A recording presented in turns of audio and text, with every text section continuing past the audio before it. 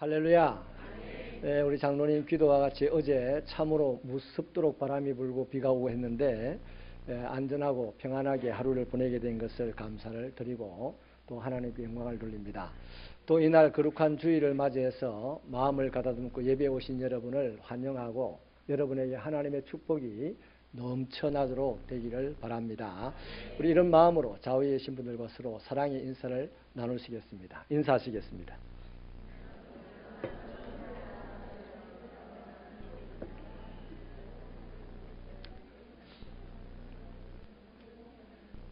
예, 감사합니다.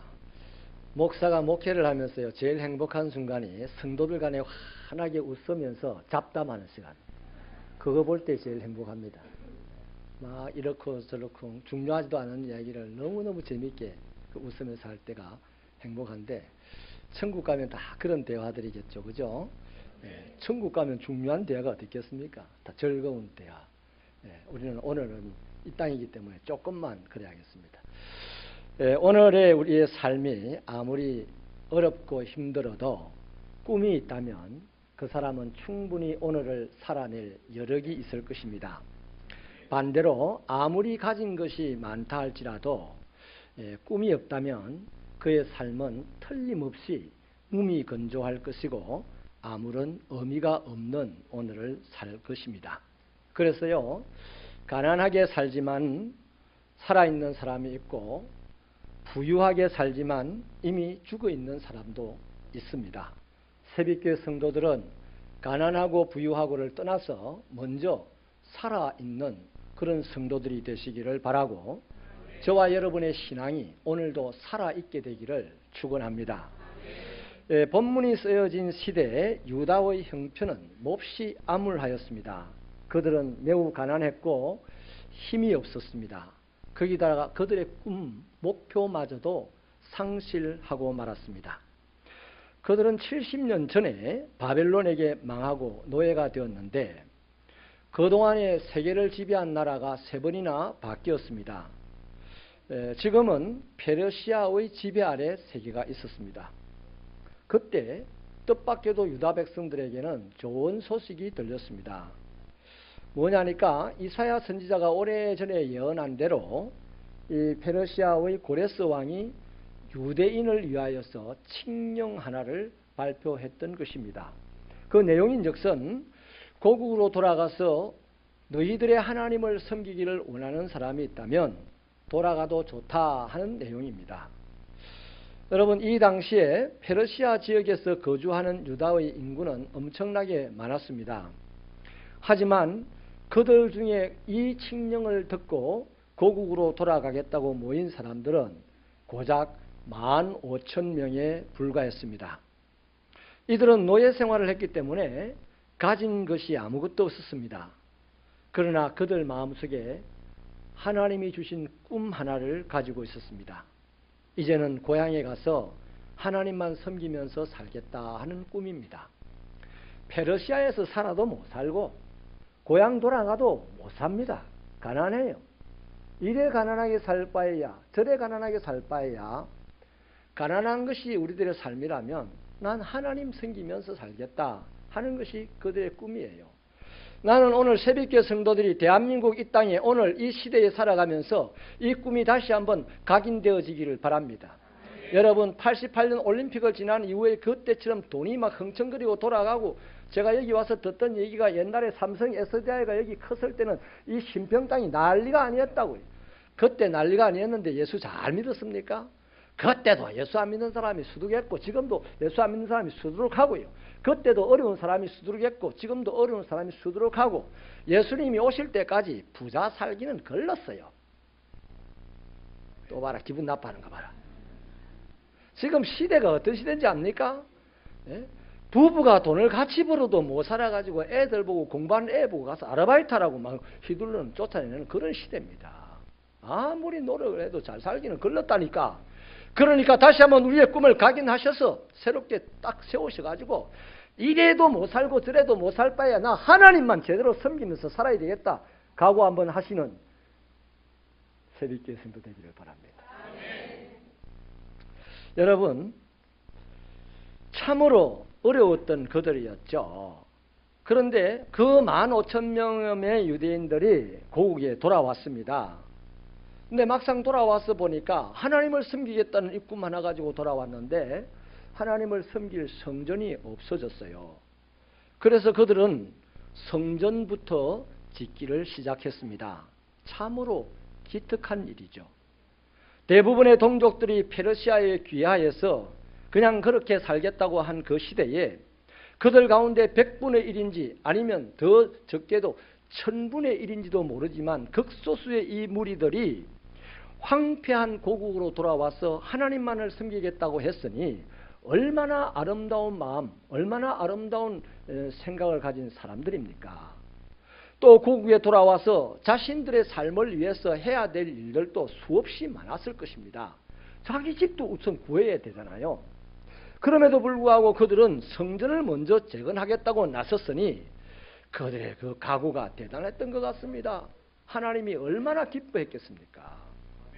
여러분, 우리가 잘 알기를, 또 쉽게 알기를, 하나님이 기뻐하시는 일이라면 모든 것이 원만하게 잘 될 것이라고 생각을 합니다. 그런데 이상하게도 열심을 내어서 성전을 건축하는 그들에게 계속해서 어려운 일들이 생깁니다. 그들이 이국 땅에 끌려가서 포로 생활하는 동안에 이 땅에 남겨져 있던 사람들이 찾아와서 방해를 하는 겁니다. 이들은 나중에 사마리아인들이라고 불리는데 이 사람들은 오래전부터 70년 전부터 100여 년 전부터 그냥 외국인의 침입을 받아가지고 혼혈화돼 버렸어요. 혼혈이 문제가 아니고, 혼혈은 전혀 문제가 아닙니다. 사람과 사람이 만나는데 뭔 혼혈이 문제입니까? 이 사람들에게 있던 민족성과 이들의 신앙, 믿음의 정체성이 다 사라져버렸다는 것이 문제였죠. 그래서 이들은 신앙도 사라져버렸고 민족성도 사라져버렸기 때문에 오로지 단일민족 유다 정신을 가지고 신앙에 투철한 정신을 가지고 하나님만 섬기겠다고 와서 자기 집 짓는 것도 서둘러 하지 아니하고 교회부터 짓겠다고 하는 이 자기들과 천지차로 다른 이 사람들이 미워 죽겠는 거예요.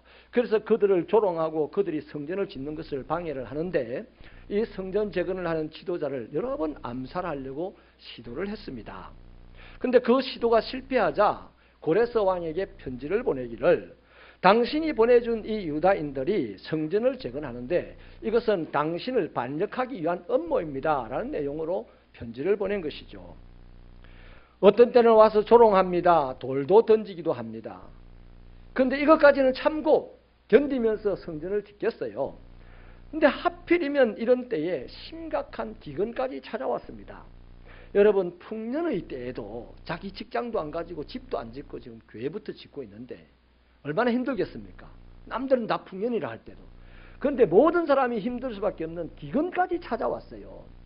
이렇게 어려운 일들과 방해가 계속해서 이어져 가니까 이 사람들의 마음이 심히 무거워졌습니다. 그래서 이런 생각이 드는 거죠. 성전 건축이 하나님의 뜻이 아닌가 보다. 하나님께서 또 다른 계획을 가지고 계신 건 아닐까? 이런 의구심이 들기 시작하는 것이죠. 그러면서 점점 그들은 자신들의 행동을 합리화하기 시작합니다. 성전 짓는 일에 어떤 사람이 빠지기 시작해요. 빠지는 사람이 이제 합리화를 하는 겁니다. 하나님이 도우시는 일이라면, 하나님이 기뻐하시는 일을 하는데 하나님이 안 도와주시는 거 보니 이게 하나님이 허락지 않은 일인가 보다. 뭐 이런저런 자기 생각을 이제 합리화시켜 나가는 것이죠. 여러분, 결국요, 이러한 말들과 생각들이 15,000명 백성들 전체를 설득하기에 이르렀습니다. 그래서 6개월 동안이나 진행해 오던 이 성전 건축이 중간에 중단되고 말았어요.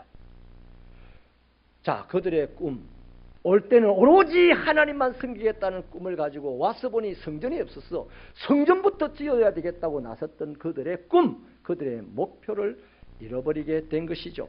포기한 셈입니다.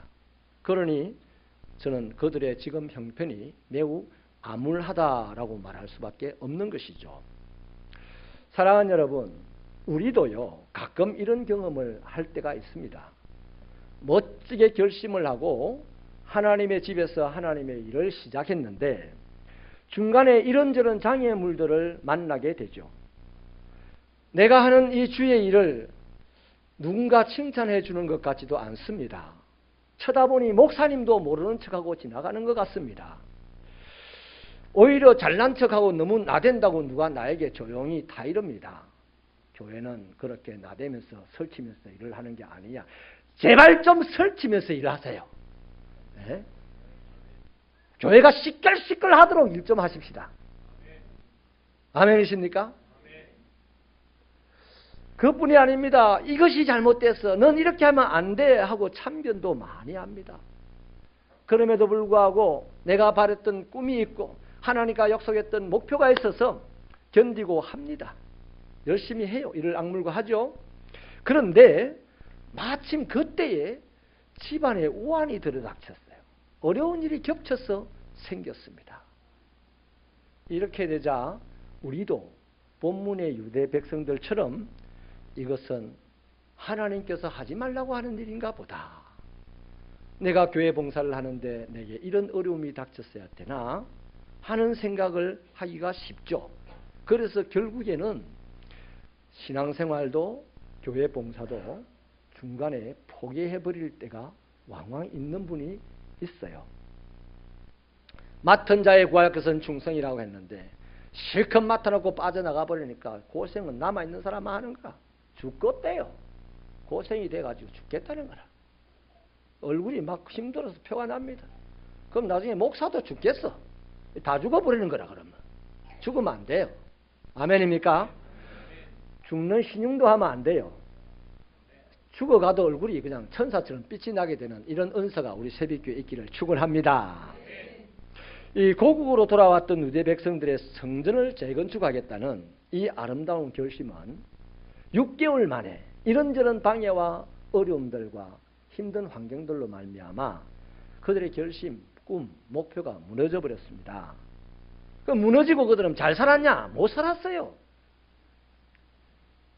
그냥 하나님과 관계없는 일을 하고 살았는데 형편없이 살았습니다. 그래서 그들은 그 꿈을 포기하는 순간부터 이내 두려움 가운데서 방황하게 되었습니다. 이런 상황입니다. 이런 상황에서 당시의 선지자였던 스가랴가 하나님에게로부터 8가지 환상을 받게 되는데 오늘 본문은 그 두 번째 환상이죠. 네 뿔과 네 공장의 환상입니다. 여기에 네 뿔은요, 과거의 이스라엘 백성과 유다 백성들 그리고 예루살렘을 괴롭혔던 나라들과 세력들을 일컫는 것입니다. 말하자면 아수르, 바벨론, 메데, 파사 같은 나라들을 가르치죠. 더 깊게 나아가 말하면 유다를 괴롭히는 모든 환경과 세력들을 통칭하는 말이 네 뿔입니다. 오늘 저와 여러분에게도 사방에서 어려운 일들이 찾아오기도 합니다. 괜히 시험거리가 생기기도 합니다. 이런 것들로 우리의 마음이 약해지고 우리의 신앙생활과 헌신에 대한 의심이 들 때가 자주 있죠. 이럴 때는요, 과거에 예수를 믿지를 않거나 예수를 믿어도 교회 봉사에 그렇게 참여를 하지 않았을 때는 별로 우리 양심의 소리를 듣지를 않았어요. 그래서 대충 내 이익만 생각하면서 살았습니다. 그래서 사는 것이 쉬웠어요. 어렵지가 않았어요. 그런데 이제 예수를 진심으로 믿게 되고 교회의 일을 봉사하는 데 참여하게 되니까 자꾸만 양심에 걸리는 것들이 많아지게 됩니다. 그래서 양심을 따라 살려고 하니 수입이 쉽지 않고 살아가는 방식도 빡빡하게 느껴지게 되는 거죠. 그래서 예수 믿고 손해보는 것이 많구나 하는 생각이 듭니다. 이것이 정상적입니다. 예수를 제대로 믿는데 손해를 안 봤습니까? 예수 제대로 안 믿었어요. 여러분, 예수님이 이 땅에서 오셔서 살아가셨던 그 3년 동안만, 우리가 성경에 나타난 3년 동안만 보십시다. 하루를 단면으로 착착착 잘라봐도요, 단 한 번도 당신이 이익을 본 사건이 없어요. 다 당신이 손해를 본 사건입니다. 그러면 저와 여러분도 예수님을 스승으로 모시고 예수님의 제자처럼 살겠다고 다짐을 하고 지금 신앙생활을 하는데 손해를 많이 봐야지. 봐라, 손해보라면 싫다. 그 손해를 안 보고 예수 믿으려니까 예수의 능력을 이용만 해먹는 사람이 되는 거예요. 이런 신앙을 다 때려치우고 개혁해야 됩니다. 예수가 기뻐하는 신앙생활을 해야 됩니다. 아멘이십니까? 자, 그래서요, 이렇게 손해보는 일이 많은데 주일날 남들은 다 놀러가고 돈 벌러가고 하는데 나는 주일날 또 옷도 차려입고 교회도 와야 되고 시간도 뺏기고 헌금도 해야 되고 돈도 또 손해를 보아야 되고 또 인간관계가 말이죠. 교회 오면 다 천사처럼 천사만 있는 줄 알았는데 이거 교회 와보니까 천사는 그냥 막 눈이 그냥 막 칼날 같은 눈빛으로 쏘아보는 사람도 있고 그 정상적입니다. 정상적이에요. 그런 교회에 와가지고 오는 것까지는 좋다 이거야. 내가 믿음이 있으니까. 근데 거기서 그들을 위하여서 봉사, 이거 할 수 있겠냐? 와보니까요, 사방에서요, 교회 걸어오는데 나에게 하는 소리가 들립니다. 지가 뭐 잘났다고 예수를 믿냐라든지, 또 교회 오니까 교회 안에서 성도들이 나보고 그 유별나게 예수 믿지 마라. 니 때문에 사람들 예수 안 믿는다. 어디서 배운 소리인지 모르겠어. 난 교회 예수 믿고 손해 많이 봤다는 사람들 때문에 하나님에게 그 말 하시라고. 하나님에게. 세상에 가서 그 말 하니까 세상 사람들이 손해 안 보려고 예수 안 믿는 거라. 그래서요, 나중에는 형제 부모들까지 나보고 오히려 손가락질하고 하는 그런 것들을 경험을 많이 하게 됩니다. 이런 면에서 보면 우리는 예수 믿기 전보다 예수 믿은 후가 훨씬 삶이 어려워질 수밖에 없어요. 없다고요. 예수 믿으면 복 받는다. 이건 받을 수도 있고 안 받을 수도 있어요. 예수 믿으면 병 고친다. 이건 병 고칠 수도 있고 못 고칠 수도 있어요. 그런데 예수 잘 믿으면 복 받습니다. 예수 잘 믿으면 병도 고칩니다. 예수 잘 믿으면 못할 일이 없습니다. 그래서 이제 잘이라는 단어를 우리는 주구장창 써야 됩니다. 여러분, 왜 예수 믿으면 훨씬 더 이전보다 어려운 삶이 되느냐 하면 예수 믿는 자의 삶의 격이 달라졌기 때문에요. 옛날에 우리나라 대통령이 그 국격이라는 말을 썼어요. 참 좋은 말입니다. 해외에 나가보면 국격을 가지고 여행자들이 대접을 달리 받아요. 국격이라는 게 너무 중요합니다. 그런데 이 국격을 뭘로 심사를 하냐 하면 경제적인 면, 군사적인 면, 이건 나중입니다. 제일 심사하는 큰 요인이 뭐냐면 그 나라의 국민성이 얼마나 윤리적인가입니다. 윤리적으로 살려면, 도덕적으로 살려면 좀 빡빡해요. 좀 힘들어요. 그러나 빡빡하고 힘들어도 그렇게 살아내면 사람들이 야, 훌륭하다 이러는 거예요. 옛날에 우리 대한민국은 동방예의주의라고 온 세상이 우리를 다 찌그러진 사껏 쓰시고 외국에 나가도 훌륭하게 생각을 했어요. 그런데 우리는 지금 세계 12대 경제강국이라고 큰 소리를 뻥뻥 치는데 세상에 나가면요, 졸부란 소리 듣습니다. 해외 사람들이. 그래서 대한민국 사람만 나타나면요, 윙크하고 이러면서 돈 달라고 막 유난히 바가지를 많이 씌웁니다. 국격의 문제입니다. 국격. 마찬가지예요. 우리 예수 믿기 전의 삶의 격과 예수 믿고 난 이후의 삶의 격이 다른 겁니다. 그래서 좀 빡빡하고 좀 힘들고 손해볼 일이 많아요. 세금도 더 내야 되고 벌금도 더 내야 되고 막 그런 겁니다. 여러분, 다윗 왕을 한번 보십시오. 참 좋은 예가 될 겁니다.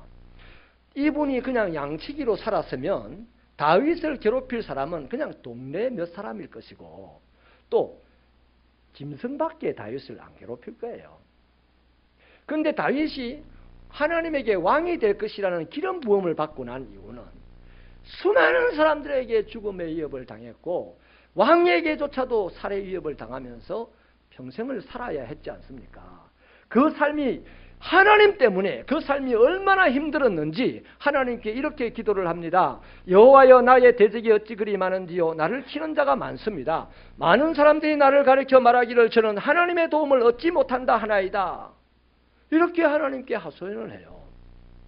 여러분, 그렇게 다윗의 삶의 격이 양치는 삶의 격에서 왕의 격으로 바뀌니까 그만큼 삶이 빠듯하고 힘이 들었다는 얘기입니다. 그러나 하나님께서 그를 반드시 죽음당하지 않게 하시고 왕이 되게 하셨다 이 말이죠. 사랑하는 성도 여러분, 오늘 이 본문의 상황을 보면 이렇게 암울한 상황에서요, 넘어져 있는 이 사람들에게 분명하게 하나님이 말씀을 하시는데요, 우리 주변에서 밀려오는 수많은 환난과 어려움을 처리하겠다는 말씀과 동일한 말씀을 하십니다. 어떻게 이 문제를 처리해 주시는지요? 21절을 같이 한번 읽어볼까요? 21절 말씀 시작. 그 뿔들이 유다를 흩뜨려서 사람들이 능히 머리를 들지 못하게 하니 이 대장장이들이 와서 그것들을 두렵게 하고 이전의 뿔들을 들어 유다 땅을 흩뜨린 여러 나라의 뿔들을 떨어뜨리려 하느니라 하시더라. 이 본문 말씀해 보니까요, 하나님께서 대장장이들을 보내겠다는 것이죠. 4명을 보내신답니다. 왜 4명을 보내신다고 하시냐? 하나님은 전능하시기 때문에 하나님의 영을 들이꼬면 대장장이 1명이라도 모든 문제를 처리하고 해결할 수 있을 텐데 왜 4명이나 보내실까? 그것은 하나님께서 이 당시 암울한 유다 백성들의 모든 문제를 완벽하게 해결하시겠다는 당신의 의지의 표현입니다. 실제적으로요, 이 대장장이를 하나님이 언제 보내주실지는, 어떤 방식으로 보내주실지는 우리가 판단하고 우리가 결정할 수는 없어요. 몰라요. 그러나 하나님께서 보내시는 방법이 있고 하나님이 보내시는 타이밍이 있다는 것은 분명한 사실이죠. 그래서 하나님은 그들의 문제를 완벽하게 처리해 주시겠다는 표현을 지금 하고 있으니 오늘 저와 여러분의 똑같은 이 암울한 현실 속에도 하나님이 대장장이를 보내셔서 우리의 곤란한 문제들을 해결해 주시겠다는 약속인 줄로 믿습니다. 이런 케이스가요, 역사 속에 수없이 많이 있어요. 1세기는요 로마가 세계를 지배하던 시대 아닙니까? 그들은 초기 기독교를 박멸하기 위해서 무려 300년 동안을 온갖 방법으로 그리스도인들을 학대하고 박해하였습니다. 그래서 그것을 피하여서 무덤에서 살았는데 수많은 그리스도인들이 무덤에서 태어나서 무덤 밖을 나오지 못하고 그 무덤 동굴 안에서 돌아가신 분들이 많이 있어요. 한 번도 못 나오고 거기서 태어나서 거기서 죽었다는 거죠. 그러나 313년에 콘스탄티노플 황제가 기독교를 로마의 국교로 선언을 하게 됩니다. 여러분, 콘스탄티노플은 로마의 아들입니다. 로마 사람이에요. 그런데 이게 무슨 일입니까? 하나님께서는 로마가 그렇게 단단하게 천년을 붙잡아온 그 로마의 거대한 뿔, 그것으로 그리스도인들을 박해했는데 그 로마의 아들을 뽑아내가지고 그 뿔을 잘라내버렸다 이 말이에요. 할렐루야. 그 콘스탄티노플이 하나님이 보내신 방법, 하나님이 보내신 대장장이었다는 것입니다. 중세 로마 가톨릭을 한번 보세요. 그들은 교권이라는 뿔을, 거대한 뿔을 가지고 있는데 그 교권의 권세가 하늘을 찔렀습니다. 그래서 수많은 개신교인들을 화형대에 보냈습니다. 셀 수 없을 정도로 많은 사람들이 화형을 당했죠. 그때 나온 말이 마녀 사냥이라는 말이 지금도 있습니다. 그냥 한 사람, 두 사람, 세 사람이 저하가 마녀다 이러면요, 따라서 사람들이 마녀다, 마녀다, 마녀 아니면 내가 마녀가 되는 거예요. 그래서 그 사람을 불에 태워 죽이는 일들이 매일같이 있었습니다. 그렇게 천년을 자랑하던 이 교권의 뿔 역시요, 누구에 의해서? 종교개혁자 몇 사람들, 그들 대장장이들에 의하여서 간단하게 꺾여지고 말았지 않습니까? 일본 보십시오. 일본 제국주의가 우리나라를 점령하고 우리나라에 예수 믿는 사람들을 신사참배하라고 그렇게 핍박을 할 때 참된 목사님들과 성도들이 많은 죽음을 당할 수밖에 없었습니다. 하지만 하나님께서는 미국이라는 대장장이를 들어보내셔서 일본의 권세의 뿔을 꺾어내시고 우리를 해방시켜 주셨지 않습니까? 여러분, 과거의 소련을 보십시오. 그들은 공산주의라는 뿔이 있었습니다. 어마어마한 뿔이었습니다. 무신론, 사람들이 얼마나 좋아합니까? 할렐루야 하고 받아들인 거죠. 그래서 그 공산주의 무신론의 뿔을 가지고 기독교를 탄압할 때 러시아 정교회가 1000만 명에서 2000만 명 사이의 정교회가 다 죽었다고 했습니다. 그런데 이상하게도 하나님께서는 미소 간의 군비 경쟁이 일어나게 하시고 소련의 아들 고르바초프라는 대장장이를 드러내가지고 이 문제를 착 처리했습니다. 지금 러시아 정교회는 러시아에서 거대한 힘을 발휘하는 기독교로 자리 잡고 있는 것이죠. 여러분, 이처럼 우리의 신앙과 교회를 위협하는 세상의 권세나 환경의 뿔들은 때가 될 때 하나님께서 하나님의 방법으로 인물을 드러내시든지 역사적인 사건을 공장으로 드러내시든지 그들을 한순간에 찍어서 그 뿔을 없애버리는 하나님이 역사하신단 말이에요. 이것을 믿으십니까? 그래서 우리는 하나님을 세상 역사를 주관하는 하나님이라고 말하죠. 이 땅의 모든 환경과 역사를 컨트롤하시는 하나님이라는 것입니다. 바로 그것을 스가랴 선지자에게 보여주셔서 이스라엘 백성들에게 말하게 하셨고, 그것을 오늘 우리들에게 들려주셔서 우리로 하여금 이 암울한 시대를 살아가게 하시는 분이 하나님이십니다. 여러분, 하나님은 우리를 억압하고 힘들게 하는 근쇠의 뿔을 꺾으시는 구원의 뿔이에요. 이사야 61장의 예언을 보십시오. 마음이 상한 자를 고치시며 포로된 자에게 자유를, 갇힌 자에게 노임을 전하며 여호와의 은혜의 해와 우리 하나님의 신원의 날을 전파하며 모든 슬픈 자를 위로하니 무릇 시온에서 슬퍼하는 자, 하나님의 전에서 슬퍼하는 자에게 화관을 주어 그 죄를 대신하여 희락의 기름으로 그 슬픔을 대신하며 찬송의 옷으로 그 근심을 대신하시고 그들로 의의 나무 곧 여호와의 심으신 바 그 영광을 나타낼 자라 일컬음을 얻게 하려 하심이라. 우리는 세상 사람들보다 약했어요. 세상 사람들보다 가난했어. 세상 사람들보다 무지하고 못나서 모든 것이 억압을 당한 것 같고 모든 것이 구속을 당한 것 같고 아무것도 할 수 있는 일이 없는 것 같아서 예배당에 와서 하나님 슬퍼요, 하나님 힘들어요 하고 괴로워하지만은 하나님께서 오늘 말씀하시기를 내가 대장장이를 보내어 너희들의 괴로운 문제를, 슬픈 문제를 다 처리하고 너희를 해방할 것이다, 너희를 치료할 것이다, 너희를 세울 것이다 말씀한 줄 믿으시면 두 손 들고 아멘 하십시다. 할렐루야. 사랑하는 성도 여러분, 오늘날 우리가 당하는 수많은 괴로운 일들이 있을 때 그것을 가지고 어떻게 살아야 합니까? 이 문제를 해결하시는 대장장이를 보내시는 그 하나님을 믿으신다면 저와 여러분은 두려워하지 말고 담대함으로 살아야 되지. 부끄러워하지 말고 당당하게 살아야 되지. 그런데 오늘 예수 믿는 사람들 보면요, 나보다 돈 많은 사람 앞에 가면 주눅이 들어버려. 나보다 똑똑한 사람 앞에 가면 그냥 자리를 피해버려. 나보다 더 잘생긴 사람 옆에 가면 기가 죽어서 어디론가 사라져버려. 나보다 잘생긴 사람, 돈 많은 사람, 똑똑한 사람 만나면 박수 좀 쳐주는 그리스도인데라고 당당하게. 나보다 좀 못난 사람 만나면 업어주는 그리스도인데라고. 그것이 이 시대를, 이 암울한 시대를 살아가는 그리스도인의 삶의 모습이어야 한다는 것이에요. 여러분, 여호수아를 보십시오. 여호수아와 이스라엘 백성들이 가나안 땅을 넘어 들어가서 가나안 땅을 정복하며 진격해 나갈 때 그들에게는 쇠붙이로 된 무기가 없었습니다. 기껏해야 막대기와 돌멩이밖에 없었습니다. 그런데 그 여호수아와 그들의 군대가 이스라엘 그 가나안 땅에 살던 왕을 몇 명을 죽였느냐? 무려 30명을 죽였대요. 왕을 30명 죽였다는 말은 부족 국가 30개를 정복했다는 얘기입니다. 그들은 이미 철기 문화를 가지고 있기 때문에 쇠로 만들어진 칼이 있었던 사람들입니다. 그런데 돌멩이와 짝대기로 30명의 왕을 죽였다는 것은 누구를 의지하였기 때문에? 하나님을 의지하였기 때문에. 다시 일어서게 하는 그 하나님을 의지하고 나갔더니 막대기로 칼을 꺾어내는 그 역사를 경험하게 되더라는 것이죠.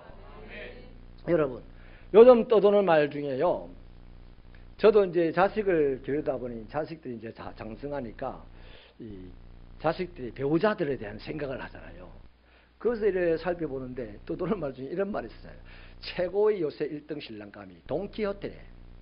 돈 많고 키 크고 호탕하고 테크놀로지에 강한 사람. 그 남자가 최고의 신랑감이래. 세상은 맞아요. 세상은 딱 그런 사람이 최고의 신랑감입니다. 그러나 하나님의 백성들에게 최고의 신랑감은 하나님만 의지하고 섬기는 사람. 그 사람이 최고의 신랑감이라. 하나님만 의지하고 섬기지 못하는 것이 돈 있어 봐라 바람핀다. 하나님만 의지하지 않고 하나님만 섬기지 않는 사람이 권세 있어 봐라 여러 사람 죽인다고. 그러니 돈 없고 권세 없고 뭐 배운 거 없어도 하나님만 의지하고 섬기는 마음 가지고 살아가면 하나님이 그를 앞장서서 인도하실 것이고 하나님이 그를 높이 세우실 것이다 이 말이에요. 그래서 그로 하여금 약한 자를 들어서 강한 자를 부끄럽게 하시는 하나님을 증거하게 하시고 미련한 자를 들어서 지혜롭다고 자랑하는 자를 부끄럽게 하시는 그 하나님을 증거하게 하실 거다 이 말이에요. 그렇게 보면 우리 새벽교회가 딱 맞아. 우리 중에는 특별한 부자도 없고 특별한 박사님도 없고 특별한 연예인도 없고 양산시 시청 공무원도 없다 우리는. 그러니 우리는 하나님만 의지하고 섬기는 그거 하나 가지고 양산시장도 휘두를 수 있는 능력과 권세를 하나님께서 허락하여 주실 줄로 믿으시면 아멘입니다. 아멘. 그럴 수 있어요. 하나님만 의지하고 섬기면. 또 양산시장이 이거 듣고 찾아올라 따지. 예를 들었습니다. 예를 들었습니다. 여러분, 약하지만 하나님에 대한 믿음 때문에 담대하게 처신하고 사십시다. 가난하지만 하나님에 대한 믿음 때문에 당당하게 처신하고 사십시다. 내 옆에 나보다 옷 잘 입은 사람 옆에 앉았다고 자리 설거머니 피하지 마시고, 나보다 말 잘하고 나보다 똑똑한 사람 있다고 그 사람 애면하지 마시고, 그렇게 살면 그 사람을 보시고 하나님이 네가 나를 의지하기 때문에 그렇게 살아갈 수가 있는구나 하고 그 사람을 들어서 쓰실 줄로 믿습니다. 여러분, 두려워할 분은 오직 하나님 한 분뿐입니다. 우리가 이 땅에서 두려워할 사람이 없습니다. 두려워할 근세도 없습니다. 두려워할 재물도 없어요. 우리가 진정으로 하나님을 두려워하면 권세도 재물도 명예도 나를 두려워하고 찾아와서 무릎을 꿇게 될 것입니다. 하나님을 두려워할 때 다른 두려움은 사라지게 되고, 우리가 하나님 앞에 엎드려 경배할 때에 우리 앞에 모든 문제들이 우리 앞에 찾아와서 엎드려 우리를 보고 경배할지 어찌합니까? 그런 역사가 있지 않겠습니까? 사자굴에 묻혀서 죽을 수밖에 없던 다니엘을 다음날 왕이 찾아와서 엎드렸잖아요. 우리도 그 다니엘의 삶의 역사가 우리들의 삶에도 역사처럼 일어나야 되지 않겠습니까? 다니엘의 하나님 다르고 우리 하나님 다른 게 아니잖아요. 왜 그렇습니까? 왜 그것이 가능합니까? 하나님은 우리가 약할 때 강함을 주시는 분이 하나님이시기 때문에. 그러므로 우리에게 지금 문제가 제일 큰 문제가 있다면 우리 앞에 있는 태산 같은 시련이 문제가 아닙니다. 국가 경제가 어려운 게 문제가 아니에요. 국제 정세가 우리에게 어려운 문제가 아닙니다. 그보다 더 심각한 문제는 이 크신 하나님을 의지하는 이 의지가 부족한 것이 우리의 문제다 이 말이에요. 이 가을이 시작됐는데 가을이 시작된 것보다 하나님을 의지하는 믿음이 더욱 뜨겁게 시작되기를 축원합니다. 진정한 믿음은요, 엄청난 자신감을 줍니다. 로마서 8장 31절 이하의 말씀을 보십시오. 거기 네 가지 질문이 나오는데요.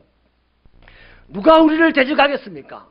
누가 우리를 송사하겠습니까? 누가 우리를 정죄하겠습니까? 누가 우리를 그리스도 안에서 베푸신 하나님의 사랑에서 끌어내겠습니까? 이렇게 질문합니다.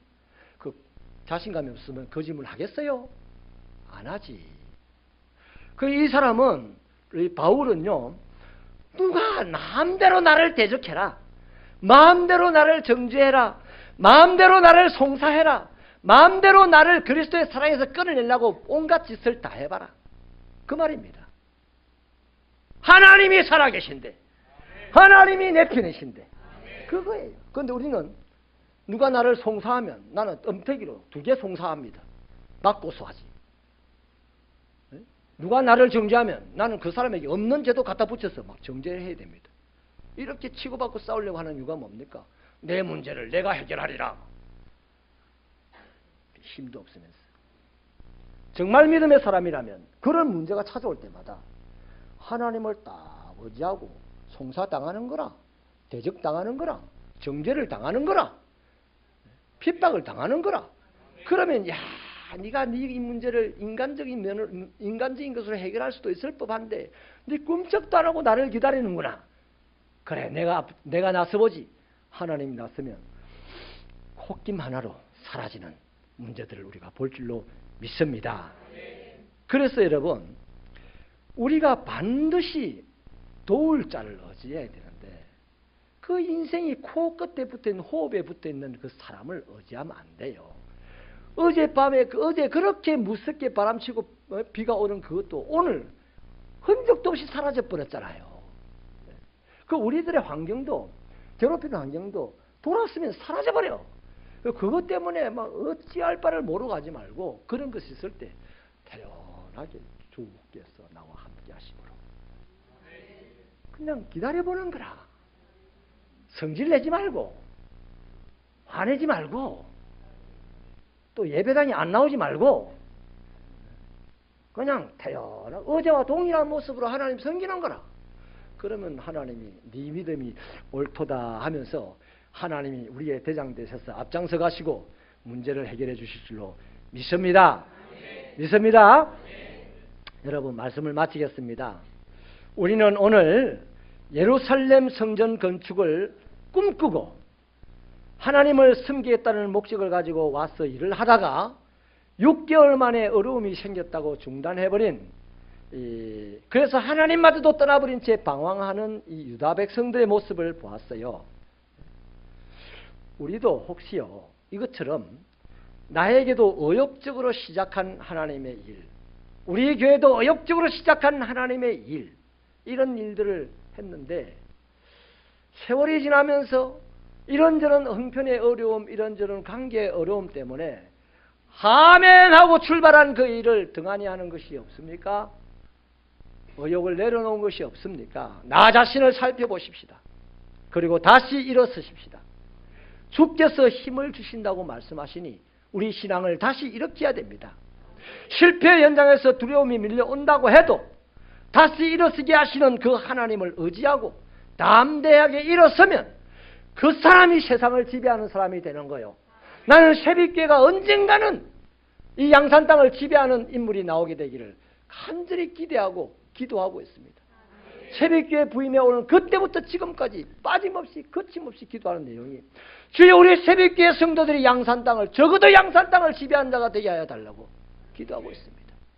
그래서 우리 새벽교회를 통하여서 이 양산 땅에 또 한 대장장이가 나오는 은혜의 역사가 있게 되기를 축원합니다.